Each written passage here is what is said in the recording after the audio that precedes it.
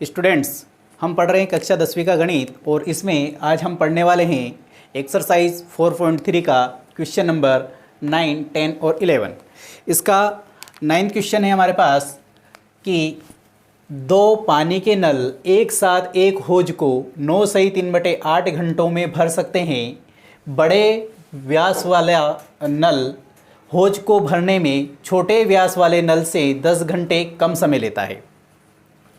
प्रत्येक नल होज को भरने में कितना कितना समय लेगा, यानी कि दोनों नल से अलग अलग अगर उस होज को भरा जाए तो प्रत्येक नल कितना समय लेगा। देखो, इसके लिए एक छोटा सा चित्र बना लेते हैं हम, उससे हमें पता चल जाएगा। जैसे मान लेते हैं कि ये हमारा एक होज है, इसमें दो नल हैं, एक नल का व्यास ज़्यादा है और दूसरा नल है जिसका व्यास कम है। तो कम व्यास वाला नल जो है वो कम पानी देगा, तो इससे होज को भरने में ज़्यादा समय लगेगा। और अधिक व्यास वाला नल जो है वो ज़्यादा पानी देगा, तो इससे होज जो है वो जल्दी भर जाएगा, इससे कम समय लगेगा। तो ये अधिक व्यास वाला नल है। तो माना कि बड़ा व्यास वाला नल जो है वो होज को x घंटे में भरता है, तो छोटे व्यास वाला नल होज को कितने घंटे में भरेगा, इससे 10 घंटे ज़्यादा समय लेगा। तो ये जो है x + 10 घंटे में भरेगा। तो यही लिखेंगे हम, माना बड़े व्यास वाला नल होज को भरने में लगा समय बराबर x घंटे। तो छोटे व्यास वाले नल द्वारा कितना समय लगेगा,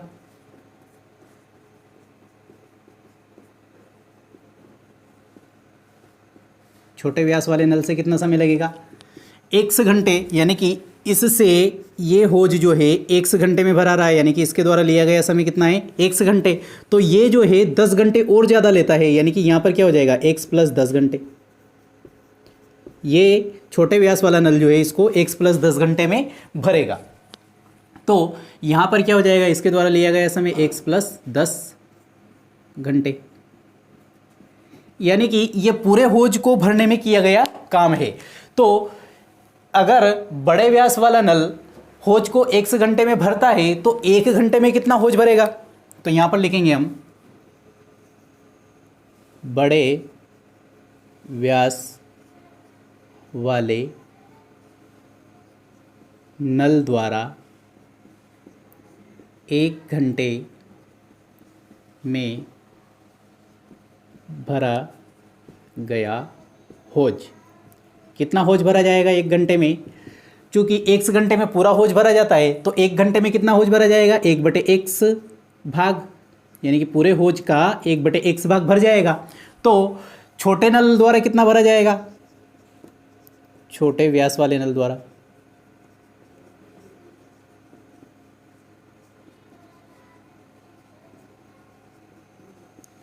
एक घंटे में कितना भाग भर जाएगा, 1/x + 10 भाग, इतना पानी भर जाएगा होज के अंदर।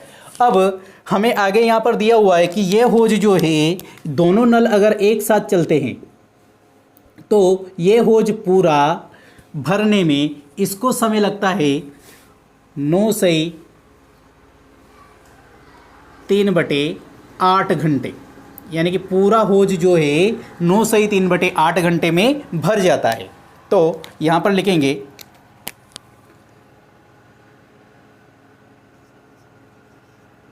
एक साथ दोनों नल द्वारा होज को भरने में लगा समय। कितना समय लगेगा, 9 सही 3/8, यानी कि 9 8 72, 72 और 3 75, 75/8 घंटे। यानी कि पूरा होज जो है, दोनों नल एक साथ चलते हैं तो ये कितनी देर में भर जाएगा? 75/8 घंटों में पूरा होज भर जाएगा। लेकिन हमको क्या करना है, यहाँ पर पहले नल की कार्यक्षमता निकाली हमने 1 घंटे की, दूसरे नल की भी कार्यक्षमता 1 घंटे की निकाली, तो दोनों नल की एक साथ 1 घंटे की कार्यक्षमता क्या हो जाएगी? यानी कि दोनों नल एक साथ 1 घंटे में कितना होज बनेंगे? तो यहाँ पर लिखेंगे हम दोनों नल एक साथ 1 घंटे में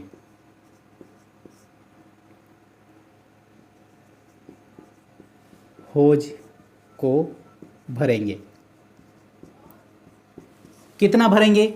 अब 1 घंटे में तो 1/75/8 हो जाएगा, तो ये उलट जाएगा, यानी कि ये संख्या क्या आ जाएगी? 1/75/8, यानी कि ये संख्या उलट जाएगी, तो ये बराबर हो जाएगा 8/75 भाग। इतना होज भर जाएगा 1 घंटे में। तो 1 घंटे में दोनों नल अगर एक साथ चला देते हैं तो 8/75 भाग भर जाएगा। लेकिन बड़े व्यास वाला नल कितना भरेगा? 1/8, और छोटे व्यास वाला कितना भरेगा? 1/8/1/x+10। तो अगर हम इन दोनों को जोड़ दें तो इसके बराबर आना चाहिए, तो हम यही काम करेंगे। तो यहाँ पर देखिए हम क्या करेंगे, 1/x+1/x+10 बराबर 8/75। ठीक है। देखिए यहाँ पर इन दोनों में हम लघुत्तम लेंगे, तो यहाँ पर इन दोनों में लघुत्तम क्या आ जाएगा? x × x+10। तो ये x कट गया तो बचेगा क्या? x+10। तो x+10 प्लस x+10 कट गया तो बचेगा क्या?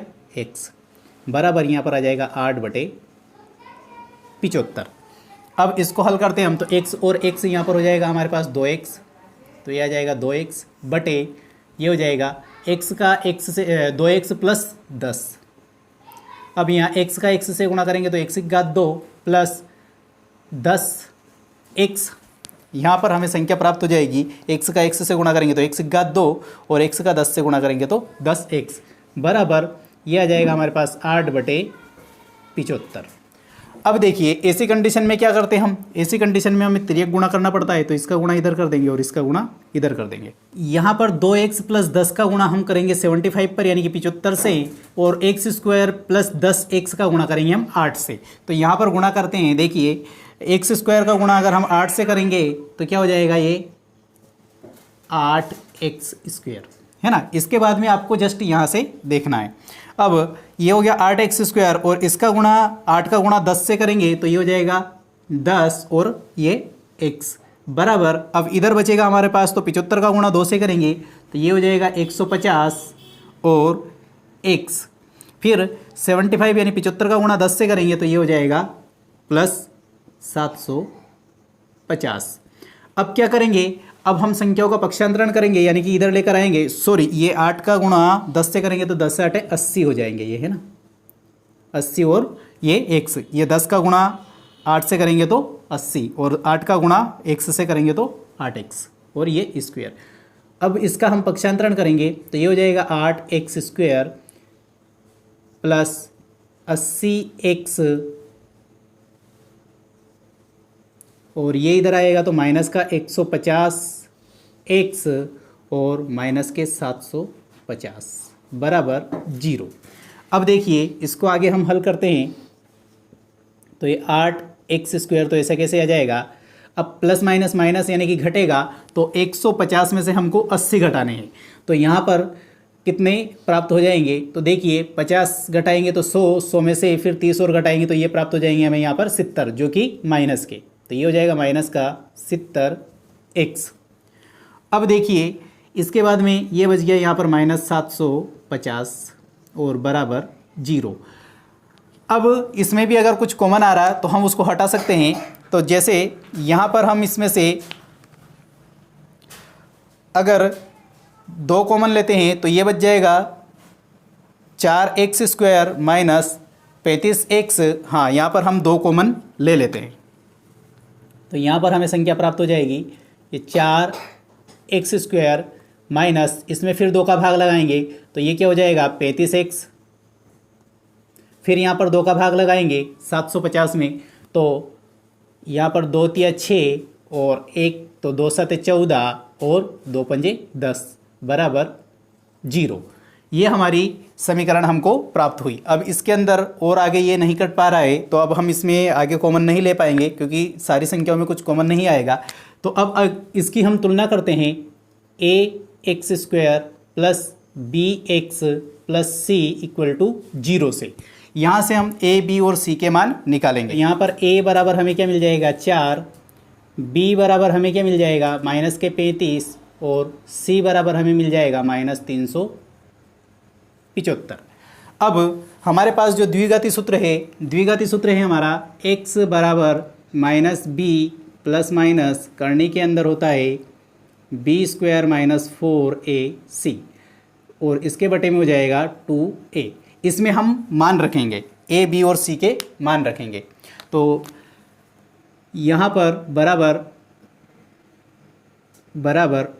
-b, तो b क्या है हमारे पास 35, तो यहाँ पर लिख देंगे हम करनी कोष्टक के अंदर -35 और प्लस माइनस अब अंडर रूट के अंदर लिखेंगे हम तो यहाँ पर आ जाएगा b² यानी कि -35 का स्क्वायर, फिर -4ac तो ये -4 इंटू a क्या आ जाएगा 4 इंटू c क्या आ जाएगा -375 -375। अब देखिए इसका हम आगे सोल्व करेंगे तो ये माइनस माइनस प्लस के हो जाएंगे तो ये तो आ जाएगा और सॉरी इसके बटे में आएगा 2a, तो 2a यानी कि 4। अब इसको आगे हम सोल्व करते हैं तो ये प्राप्त हो जाएगा माइनस माइनस प्लस के 35 प्लस माइनस करने के अंदर अब 35 का वर्ग करेंगे तो 35 का वर्ग करेंगे तो ये आ जाएगा देखो 5 का तो हो जाएगा 25 और 3 चौक 12 यानी कि 1225। माइनस और माइनस प्लस हो जाएंगे और इनका गुणा करेंगे हम 4 चौक 16, 16 का गुणा 375 से करेंगे तो ये हो जाएगा हमारे पास 6000। आप गुणा करके देख लेना एक बार इसका, तो ये प्राप्त हो जाएंगे हमें 6000 और 2 का गुणा 4 से करेंगे तो ये आ जाएगा 8। अब क्या करेंगे इसको आगे हल करते हैं तो ये हमें प्राप्त हो जाएगा 35 प्लस माइनस अब देखिए ये प्राप्त होगा करनी के अंदर 7225 है ना, तो ये आ जाएगा 7225 7225 बटे 8। अब x बराबर ये जो संख्या हमें प्राप्त होगी तो ये तो प्लस 35 के प्लस पर प्राप्त हो गए, यहाँ पर प्लस माइनस अब करने के से बाहर निकालेंगे तो 25 का तो हो जाएगा 5 और 9 8 72 यानी कि 85 और बटे में 8। अब ऐसी स्थिति में हम क्या करते हैं यहाँ पर एक बार प्लस का चिन्ह लेंगे और एक बार माइनस का चिन्ह लेंगे। तो देखिए हम यहाँ पर पहले माइनस का चिन्ह लेकर हल करते हैं तो माइनस का चिन्ह लेंगे तो ये x बराबर हमें क्या प्राप्त हो जाएगा 35 माइनस 85 बटे 8। अब देखिए यहाँ पर 35 में से हम 85 घटाएंगे तो माइनस की संख्या हमें प्राप्त हो जाएगी, तो यहाँ पर क्या प्राप्त होगा हमें 5 में से 5 घटाएंगे तो 0 और 8 में से 3 घटाएंगे तो 5 माइनस के 50 बटे 8। अब देखिए यहाँ पर हम देखते हैं कि ये माइनस की संख्या है तो चूंकि हमें यहाँ पर समय निकालना है तो समय जो है ये माइनस में नहीं आएगा तो इसमें हम ऋणात्मक संख्या को नहीं लेंगे। अब हम प्लस के चिन्ह लगाकर प्लस वाली संख्या लेते हैं तो प्लस का चिन्ह लगाएंगे यानी कि x बराबर प्राप्त हो जाएगा 35 प्लस 85 बटे 8। अब देखिए इनको जोड़ेंगे तो 5 और 5 हो जाएगा 10 की शून्य हासिल 1, 8 और 1 9, 9 और 3 हो जाएगा हमारे पास 12। इसको काट देंगे हम 8 से। अब देखिए यहाँ पर क्या किया हमने, चूंकि ये प्लस का चिन्ह लिया इसलिए यहाँ पर प्लस का चिन्ह लगाया, तो प्लस का चिन्ह लगा दिया तो जोड़ दिया तो ये हमें 120 प्राप्त हुआ। अब 8 से काट देंगे तो ये हो जाएगा 8 एकम 8, एक बार बचे कितने यहाँ पर 4 तो 8 पंजे 40 यानी कि कितने प्राप्त हुए 15, यानी कि x बराबर हमें क्या प्राप्त हुए यहाँ पर 15 घंटे।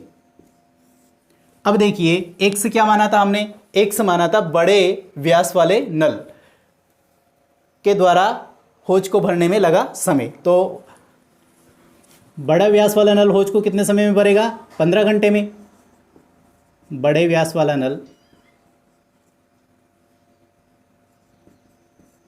हौज को भरने में कितना समय लेगा? 15 घंटे।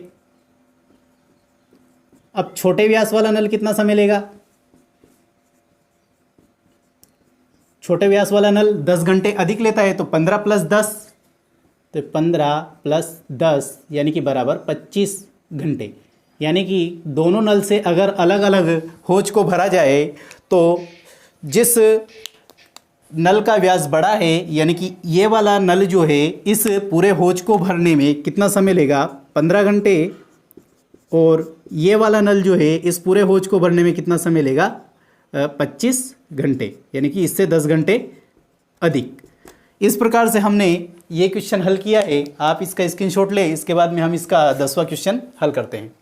प्रश्न नंबर 10 है इसका, मैसूर और बेंगलोर के बीच 132 किलोमीटर की यात्रा करने के लिए एक एक्सप्रेस गाड़ी सवारी गाड़ी से 1 घंटा कम समय लेती है। यदि एक्सप्रेस गाड़ी की औसत चाल सवारी गाड़ी के औसत चाल से 11 किलोमीटर प्रति घंटा अधिक हैं तो दोनों की औसत चाल ज्ञात कीजिए। देखो यहाँ पर एक इंस्ट्रक्शन दिया हुआ है कि बीच की स्टेशन पर रुकने वाले समय को नगण्य माना जाए, है ना। तो आप ये मत सोचना कि बीच में भी तो रुकी होगी, है ना। तो यहाँ पर एक तो कंप्लीट हमें ये चीज़ याद होनी चाहिए, दूरी कितनी दी हुई है? 132 किलोमीटर। दूसरी चीज़ दी हुई है कि एक्सप्रेस गाड़ी जो है ये यदि गाड़ी से 1 घंटा कम समय लेती है, यानी कि स्पीड से कौन चल रही? एक्सप्रेस गाड़ी तेज चल रही है। फिर यहाँ पर दिया है कि यदि एक्सप्रेस की औसत चाल सवारी गाड़ी की औसत चाल से 11 किलोमीटर प्रति घंटा अधिक है, यानी कि किसकी चाल अधिक है? एक्सप्रेस गाड़ी की चाल अधिक है। तो यहाँ पर हम मान लेते हैं, क्या मानते हैं? माना सवारी गाड़ी की चाल बराबर x किलोमीटर प्रति घंटा है। तो एक्सप्रेस गाड़ी की चाल क्या हो जाएगी? एक्सप्रेस गाड़ी की चाल कितनी हो जाएगी? एक्सप्रेस गाड़ी की चाल हो जाएगी, इसमें 11 किलोमीटर प्रति घंटे और अधिक है, तो यहाँ पर लिख देंगे हम x + 11 किलोमीटर प्रति घंटा।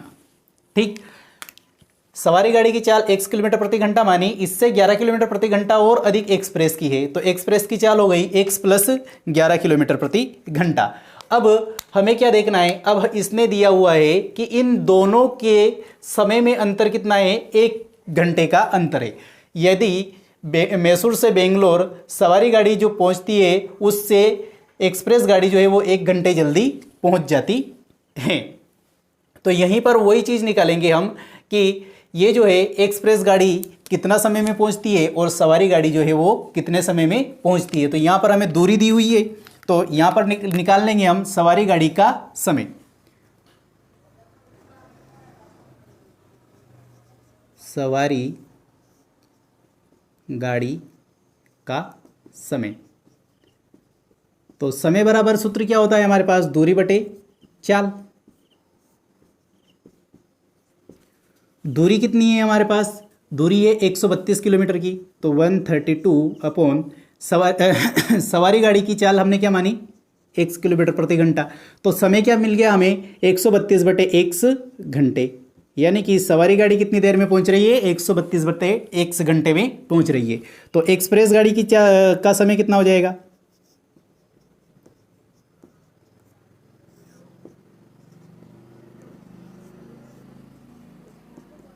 एक्सप्रेस गाड़ी का समय, एक्सप्रेस गाड़ी का समय वही दूरी बटे चाल, तो दूरी कितनी है? 132 किलोमीटर, और चाल कितनी है? x + 11 किलोमीटर प्रति घंटा, तो x + 11 ये इसका सवारी गाड़ी का समय हो गया।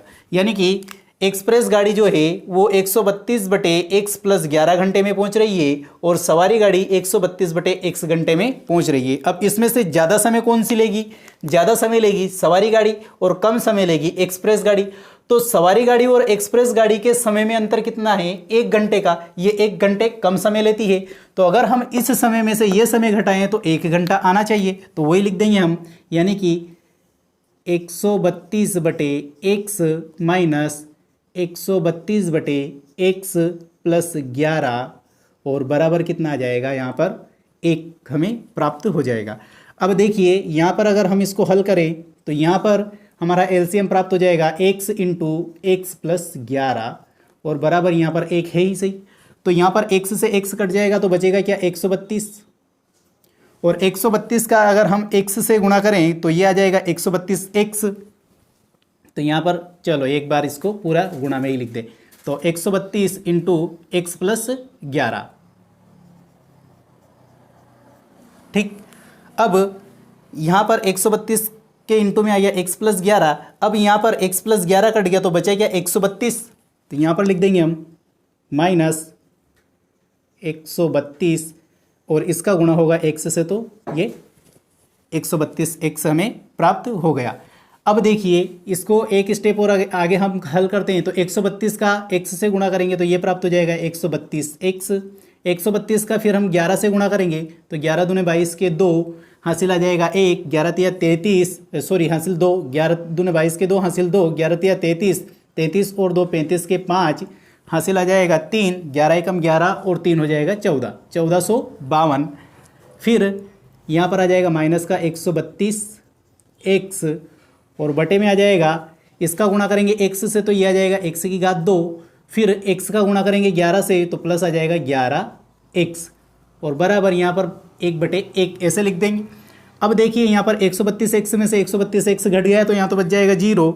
तो ऐसी कंडीशन में हम यहाँ पर क्या करेंगे, इसका तिर्यक गुणा कर देंगे।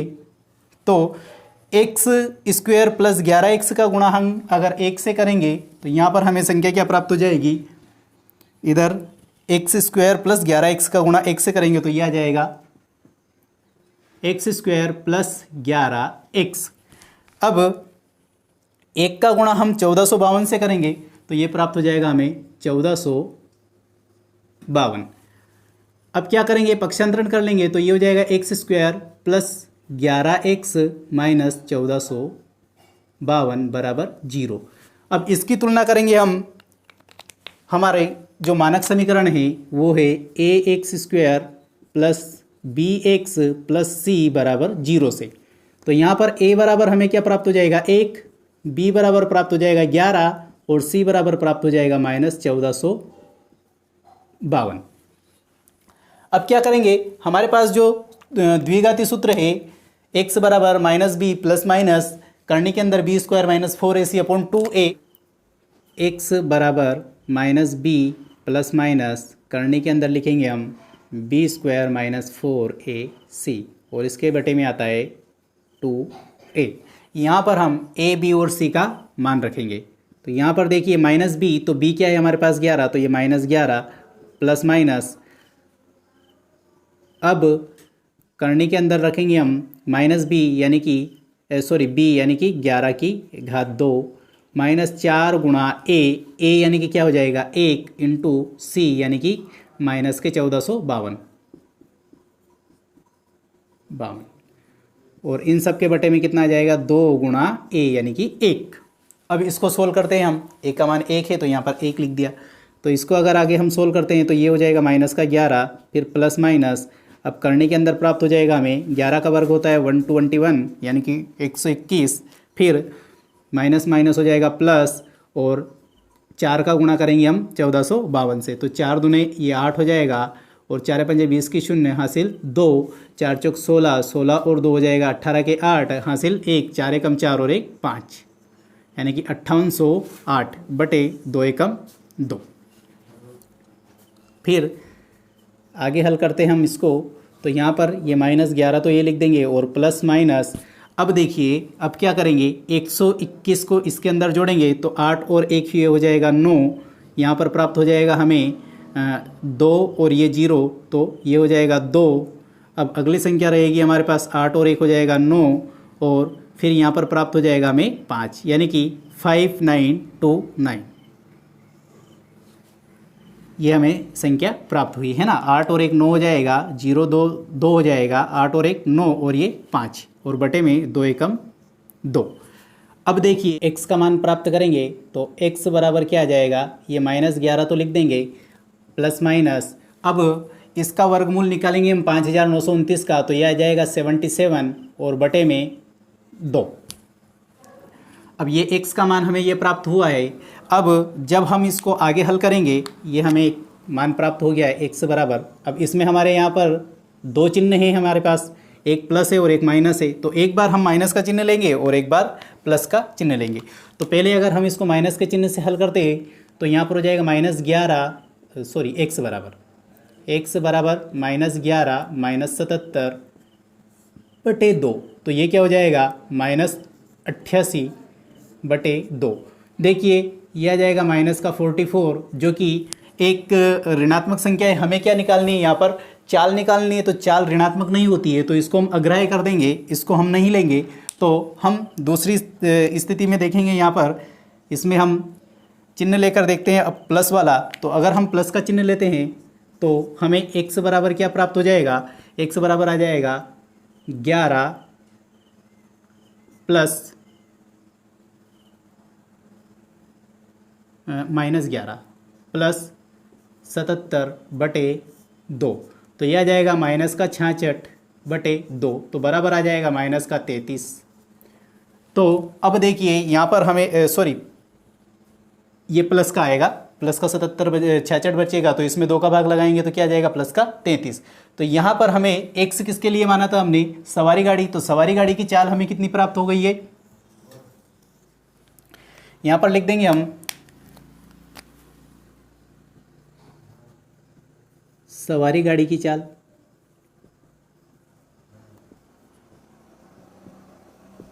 x बराबर कितना आ जाएगी 33 किलोमीटर प्रति घंटा।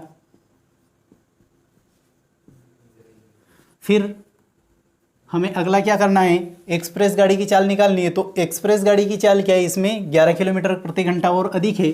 तो एक्सप्रेस गाड़ी की चाल क्या हो जाएगी,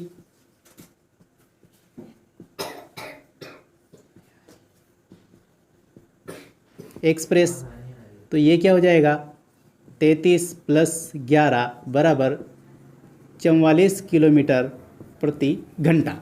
यानी कि हमारे पास यहाँ पर सवारी गाड़ी की चाल प्राप्त हुई हमें 33 किलोमीटर प्रति घंटा और एक्सप्रेस गाड़ी की चाल हमें प्राप्त हुई 44 किलोमीटर प्रति घंटा। इस प्रकार से हमने ये क्वेश्चन नंबर 10 हल किया है। आप इसका स्क्रीनशॉट लें, फिर इसके बाद में हम अगला सवाल करेंगे। 11वां प्रश्न है, 2 वर्गों के क्षेत्रफलों का योग 468 वर्ग मीटर हैं। यदि उनके परिमापों का अंतर 24 मीटर हैं तो उनकी भुजाएं ज्ञात करो। 2 वर्ग दिए हुए हैं जिनके क्षेत्रफलों का योग दिया हुआ है 468 वर्ग मीटर और उनके परिमाप का अंतर है 24 मीटर। तो यहाँ पर देखिए एक वर्ग बड़ा होगा और एक छोटा होगा, तब इनके परिमाप का अंतर ये आया। तो हम देखते हैं यहाँ पर कि बड़े वर्ग की भुजा x मीटर मान लेते हैं और छोटे वर्ग की भुजा y मीटर मान लेते हैं। तो यहाँ पर देखते हैं हम, माना बड़े वर्ग की भुजा बराबर कितनी है x मीटर। तो इसका क्षेत्रफल कितना हो जाएगा, वर्ग के क्षेत्रफल का सूत्र क्या होता है, भुजा इंटू भुजा, यानी कि x इंटू एक्स। तो बराबर क्या हो जाएगा x² वर्ग मीटर, है ना। इसके बाद में छोटे वर्ग की भुजा मानते हैं। तो छोटे वर्ग की भुजा, अगर छोटे वर्ग की भुजा हम मान लेते हैं y मीटर, तो इसका क्षेत्रफल कितना हो जाएगा छोटे वर्ग का, छोटे वर्ग का क्षेत्रफल हो जाएगा y⁻2 वर्ग मीटर, y² वर्ग मीटर हो जाएगा। अब देखिए इन दोनों के क्षेत्रफलों का योग क्या है 468। तो अकॉर्डिंग टू क्वेश्चन क्या है, x² + y² बराबर 468। इसको हम समीकरण 1 मान लेते हैं। इसके बाद में फिर इसने दूसरी कंडीशन दी है कि दोनों वर्गों के परिमाप का अंतर क्या है 24 मीटर है। तो यहाँ पर देखते हैं हम, देखो परिमाप निकालेंगे तो छोटे वर्ग का परिमाप निकालेंगे, छोटे वर्ग, बड़े वर्ग का निकाल ले पहले, है ना। बड़े वर्ग का परिमाप, तो बड़े वर्ग की भुजा क्या है हमारे पास x, तो परिमाप क्या होता है 4 गुणा भुजा। तो भुजा कितनी है 4 गुणा x यानी कि 4x मीटर। तो छोटे वर्ग का क्या हो जाएगा छोटे वर्ग का परिमाप कितना आ जाएगा हमारे पास 4 गुणा y, तो 4y मीटर। अब फिर क्या दिया है उनका अंतर, यानी कि अगेन पुनः प्रश्नानुसार क्या हो जाएगा, यानी कि 4x माइनस 4y बराबर कितना आ जाएगा 24। अब यहाँ पर हम अगर 4 कॉमन ले लेते हैं तो ये x माइनस वाई बराबर कितना बच जाएगा 24।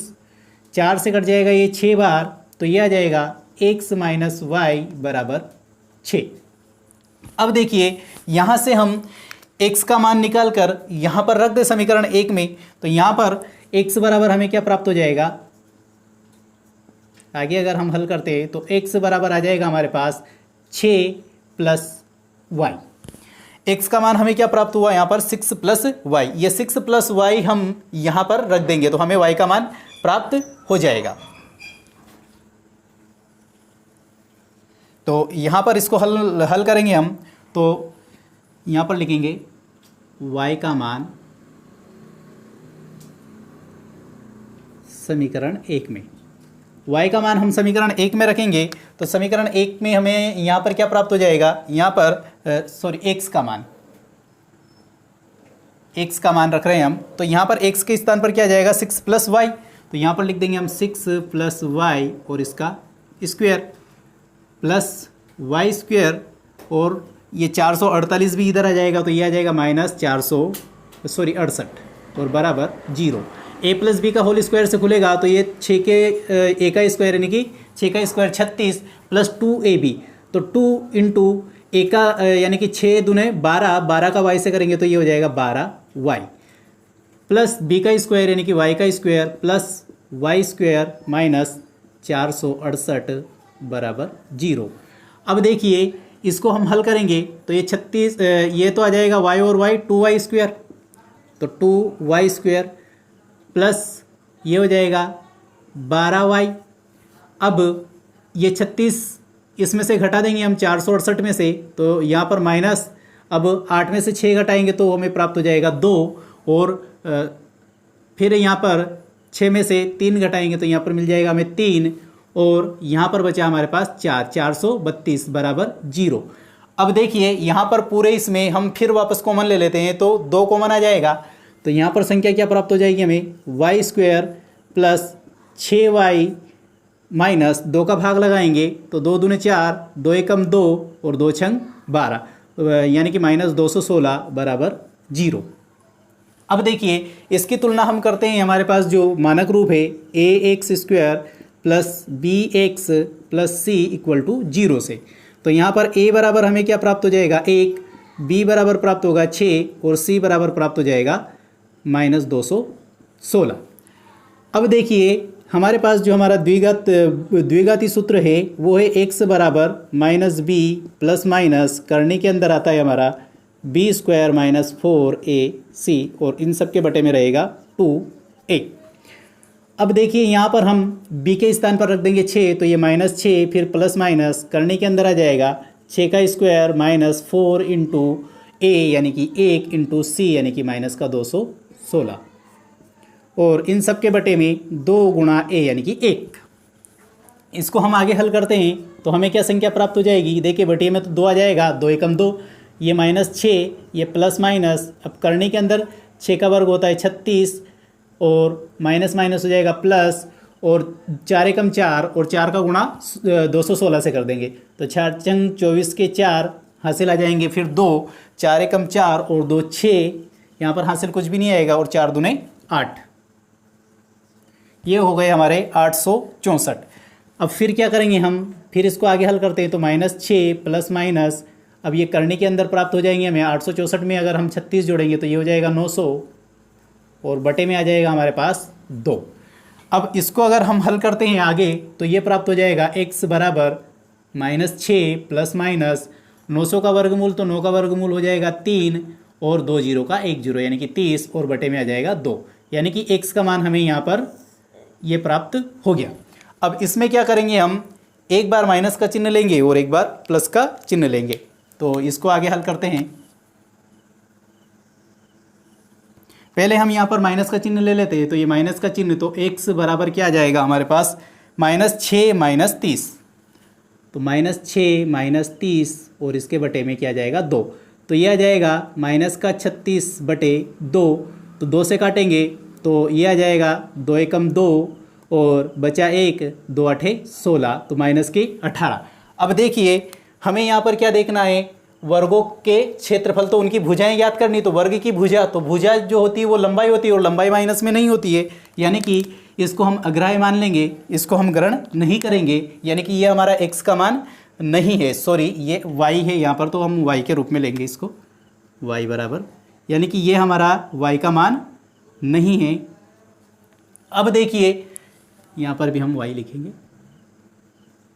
अब हमने प्लस माइनस का चिन्ह तो नहीं माना, अब हम प्लस का चिन्ह लेकर हल करते हैं, तो चिन्ह लेंगे हम अब प्लस का, तो यहाँ पर ये y बराबर हमें क्या प्राप्त हो जाएगा, क्योंकि हमारी समीकरण y की फॉर्म में, इसलिए हमने यहाँ पर y लिया है, x और y में कोई फर्क नहीं पड़ता, लेकिन हम यहाँ पर मान निकाल रहे हैं y का, इसलिए हम इसका y ही लेंगे।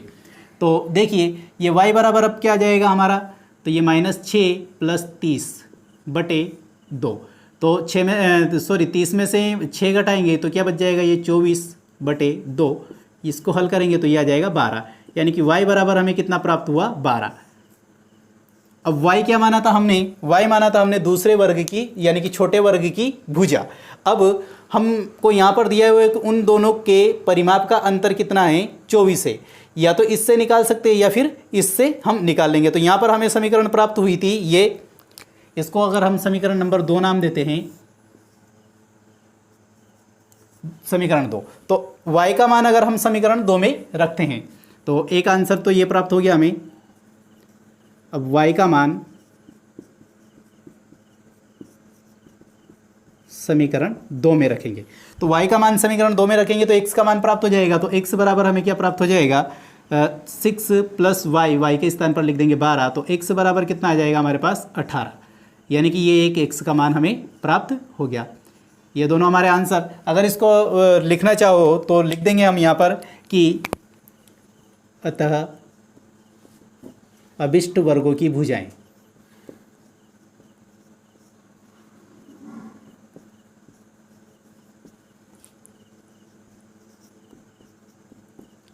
क्या हो जाएगी, एक तो हो जाएगी हमारे पास 12 मीटर व दूसरी हो जाएगी 18 मीटर। ये हमारे आंसर है। इस प्रकार से हमने इस प्रश्नावली के आखिरी के 3 सवाल 9, 10, 11 भी हल कर लिए हैं। आप इसका स्क्रीनशॉट ले सकते हैं और इन सवालों का आप जितना ज़्यादा रिवीजन करोगे उतनी ही आपको अच्छे से समझ में आएंगे। ये तीनों सवाल इस प्रश्नावली के थोड़े कठिन हार्ड सवाल कहे जाते हैं, जिनको हमने आपको बहुत ही आसान और सरल भाषा में समझाया है। तो आप इनको एक बार 2 बार या जब तक आपको समझ में नहीं आए तब तक आपको बार बार इनको देखना है, ताकि ये आपको आसानी से समझ में आ जाए। इसी के साथ में हमारी एक्सरसाइज 4.3 जो है वो समाप्त होती है। आगे के सवालों के लिए या आगे की एक्सरसाइज के लिए आप हमारे वीडियोज़ को कंटिन्यू देखते रहिए। Thank you.